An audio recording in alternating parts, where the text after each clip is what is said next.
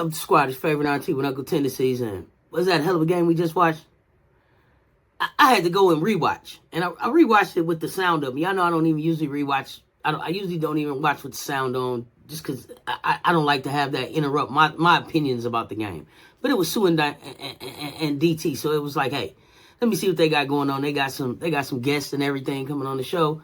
Let me enjoy it. Let me say this first, y'all. Cameron Brink is wrong about Cameron Brink. I owe an apology about Cameron Brink. I let the media cloud my judgment about Cameron Brink. And I understand, I'm not saying that I feel like now that Cameron Brink played her way into a number 2 overall pick in the draft, although I do understand why, based on fit and marketing and all of that, why she's still being listed there at the number 2. But what I want to say is that some kind of way I had gotten the opinion, and I think it was from the media and just watching things and hearing people talk with that Cameron Brink, I don't want to say, for lack of a better way of saying, thought she was better than what she is. And then I got a chance to watch her on the interview with DT and Sue, and I appreciated that because she said everything that I thought about her game. And y'all know my knocks and the things that the 51 that Juju gave, the fouling out, the being a defensive presence, but not finishing the job. All of those things that I talked about, the things that she could work on in her game. She talked about even saying that she thought about even going back to school another year to work on those things. But the fact that school kind of wears on you, and especially when you're at a school like Stanford, she felt it was better for her to leave school and go and work on those things in the league and go and be a rookie and do whatever it takes and all the work that she needs to do to be able to bang against the Asia Wilsons, the Rihanna Stewarts, the Aaliyah Bostons, right? And I was happy to hear that from her. So hats off to you, Cameron Brink. I'm looking forward to seeing how that hard work pays off and what you bring in the W next season. So y'all know I tell you all the time, if I'm wrong, I'm wrong, and I'm going to come on here and let y'all know, fam, I was wrong about that. Now, on to the game, because I wasn't wrong about that. I wasn't wrong about that, fam. 78-59. South Carolina, North Carolina State. Hats off North Carolina State. They were supposed to be there. I don't want to take anything away from these young ladies. They were supposed to be there. They beat some great teams. Stanford, Texas, Tennessee. Went through some great players to be able to get to where they were at last night. Where I take issue, though, and I turned the TV up to listen to this, and so I heard it more than one time, and I heard it from more than one person on the show. NC State, I watched them. They're a W team. A W team? Okay. Oh, okay. Rivers and James, they're ready to be impactful wings in the W right now, and they may. Again, this is not about them. But my question is this, fam: if NC State is a W team, what are we? If Rivers and James are ready to be wings right now, what about the ladies on our team? I just continue to be surprised at the level of disrespect, or I don't even know if it's disrespect even anymore. The unwillingness to give us our due. We've been undefeated all season, and we working on trying to close the deal tomorrow. But I just still feel like we being overlooked some. Can you be too good to be respected? I don't know, y'all. Y'all help me understand that part. But back to the game. Started off kind of slow. Back and forth. It was some back and forth. We came out a little tight.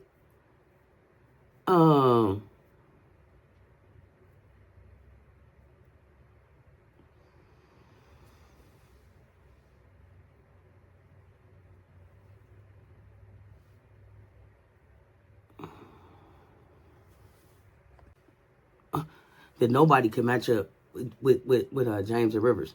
James had a great game. I can't take nothing away from the young lady. James had a great game. Okay,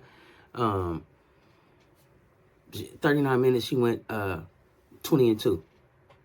Rivers, 33 minutes she went 5-1-1. And it could have been an off game, but I saw a lot of defense being played on both of them. Raven Johnson doesn't get enough respect. Bree Hall, They don't get enough respect for the defense that they play against some of the best players in college hoops right now. And I just felt like Sinai Rivers got locked up yesterday. Gamecocks locked her up. 5-1-1. And I know that they wanted to crash a party. They was coming. They've been the party crashers all tournament. Couldn't crash this party. Didn't have enough. River Baldwin, 12-9. Mimi Collins, 7-5-2. Madison Hayes, 3-4. Zoe Brooks, freshman, had a great game. 25 minutes, 12 points, 5 rebounds, 2 assists. Like I said, NC State, talented, got some great talent coming in next year. They are going to be here to compete for the next few years. Okay, they here. They here. It's gonna be a battle with Carolinas for some years to come, and I'm excited for that. Just didn't have enough this year, and that doesn't take anything away. You know, I think a lot of people may have underestimated them.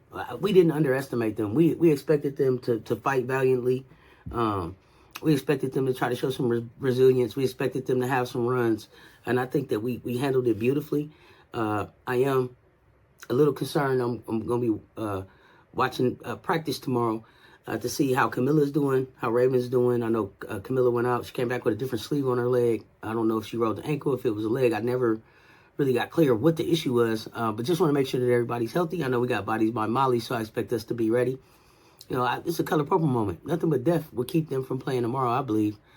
So I'm looking for our ladies to be able to show up. I don't, but I want to talk about what I saw. I saw, and Camila Cardoso.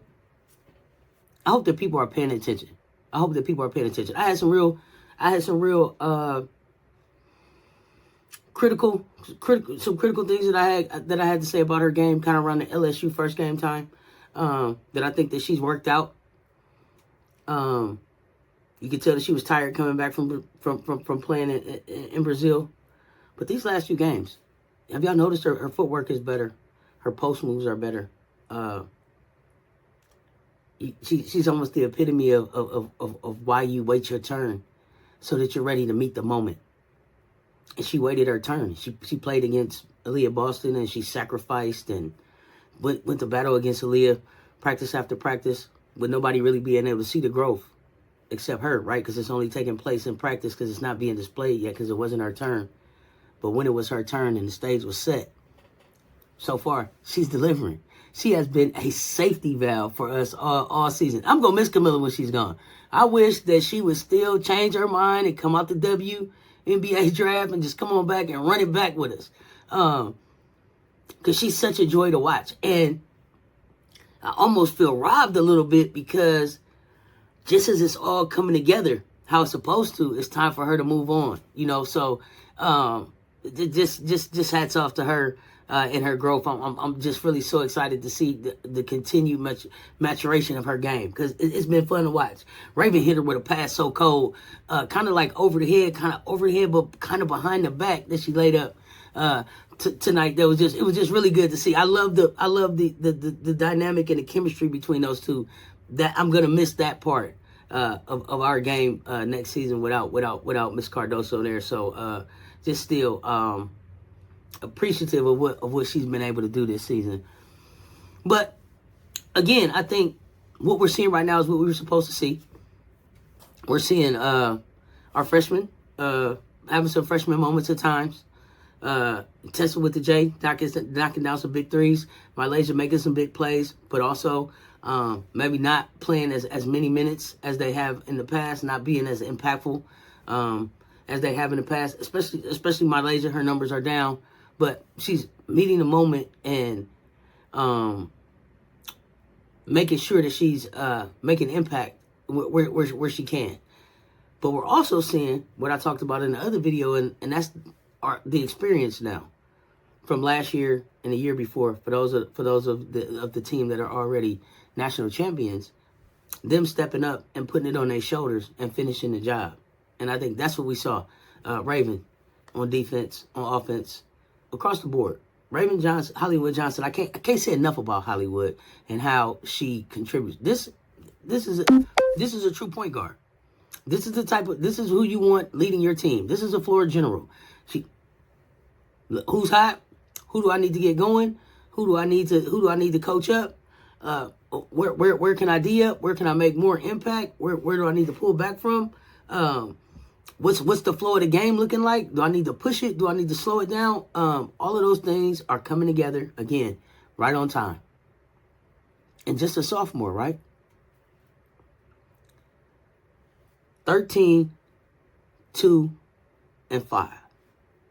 Nice stat line. Briall gave us 3, 2, 3. Tahina Pow Pow, 10, 6. Ashlyn Watkins gave us 8 points, 1 assist, and 20 rebounds. If you don't know by now that Ashlyn Watkins is going to be a problem from here on out, let me put you on alert. Ashlyn Watkins is a problem. Now, I heard them say that Rivers and James are W ready right now. Can go to the W. They got W ready games. Ashlyn Watkins got a W ready body, W ready game, W ready mind. Is there some things that she's got to learn on defense as far as fouling and being able to stay with herself? But she's containing herself more. I see her not get down on herself. I seen her be able to smile and laugh off some of the fouls that she don't agree with and not get in her head about it so that she's making another quick foul. I've seen that in this tournament just in the last few games. I'm so proud of the growth of the team, y'all. But I seen that in just the last few games. Ashlyn Watkins, put y'all on notice. She's going to be a problem. And she's W ready. If they were W ready, she's W ready, okay? We played all season. And y'all kept saying we wanted the lick back. Well, young Gamecocks, it's just one more game left. It's going to be against Caitlin Clark and the Iowa Hawkeyes. Games aren't won or lost on one play. So I'm not going to spend a lot of time talking about whether or not you call it or you don't. You can see my real game reaction on top of on the live earlier. Aaliyah Edwards, 17 points, 8 rebounds, 3 assists. Paige Beckers, 17 points, 4 rebounds, 3 assists. Nika Moore, 9 points, 5 rebounds, 7 assists. KK Arnold, 14 points, 2 rebounds, 5 assists. Ashlyn Shade, 5 points, 7 rebounds, 1 assist. Ice Brady, 7 points, 2 rebounds, 2 assists. Those ladies played a heck of a game last night. It wasn't that one play. It was a couple of plays that they could have made a difference on. Hats off to Gino and UConn.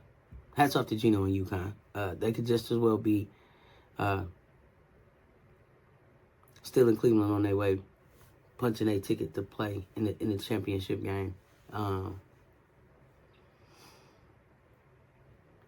Guess that's 3 years in a row they made the Final Four, and the National made it to title game once in those last 3 years. But I can't say enough about UConn. 70 points sitting on the bench, Paige said, in street clothes. 70 points.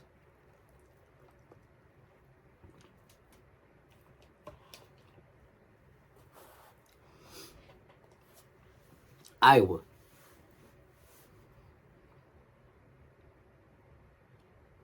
Caitlin Clark played 40 minutes. And eventually she started doing Caitlin Clark things. But Gino and UConn had a good plan for Paige. Gino and Paige had a good plan for Caitlin. I think they kept her frustrated early in the game. She got to a point where she finally found her rhythm. And, I mean, with a scorer like that, you're only going to be able to keep her quiet for so long.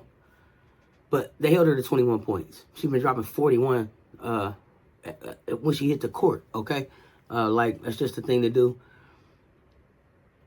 Hannah Stokey was probably the most impressive player that I saw on the court. She probably impressed me the most. I really liked what I saw out of that youngster. 38 minutes, 23 points, 3 rebounds, 1 assist. I joke all the time about Iowa not having a basketball program next season because Caitlin won't be there. But, of course, that's just a joke. Hannah Stokey is going to be there. And I think there'll be some players that don't want to play with her. Can't say enough about Hannah. Sydney Affolter, I know I'm saying her name wrong. 39 minutes, 8 points, 7 rebounds, 2 assists, well-rounded game. Gabby Marshall, 39 minutes, 5-1. Kate Martin, 11 points, 8 rebounds, 1 assist, and then 3 points from Kylie Forbach. I'm not sure how to say her name. But exciting game. It is what March Madness is made for. What March Madness is made of.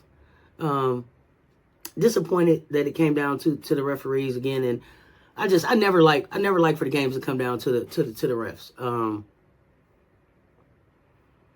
At this point in the season, especially at this point in the season, I hate to see it come down to subjective calls that the refs made, especially if it's calls that they haven't been consistently calling throughout the game. And I think that's going to be the biggest knock on the call. Is not that it wasn't a moving screen. It was okay. It was a moving screen, but you didn't call it consistently across the game.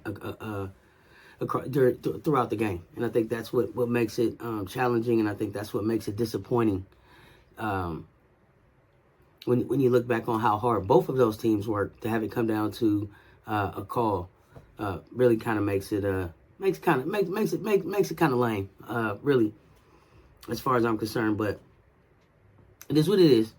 You notice sometimes you play 5-on-7. I say it all the time. You might as well come in the gym thinking that you're gonna play 5-on-7. So that you are laser focused and you don't let it come down to, or you do your best not to let it come down to one play or one call or one blow of the whistle.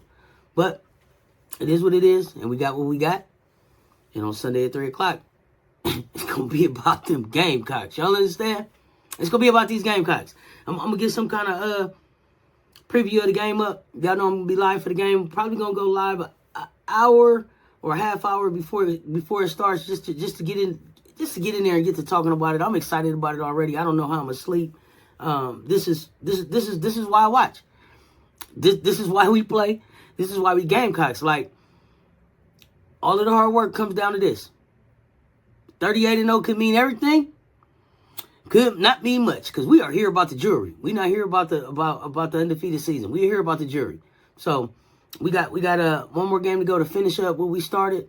So happy to hear that if we get this thing done, the Freshies will get some rings too. Because I just thought that they deserved it. They deserved that for all of the hard work they put in last year. I know that they didn't get it done, so happy to hear that. Also, congratulations to our coach, the coach, Dawn Staley III, Naismith, Coach of the Year. I think she is the only coach, male or female, to win it 3 times. Listen. Walking piece of history, and the history just keeps growing. Dawn Staley, walking legend. Look, y'all, come on and hang out with us. I want that Plies energy in the building. Crock pots up in the chat. Let's get it done. Gamecocks. One more game left. All we got to do is lock in, be focused, and be Gamecocks.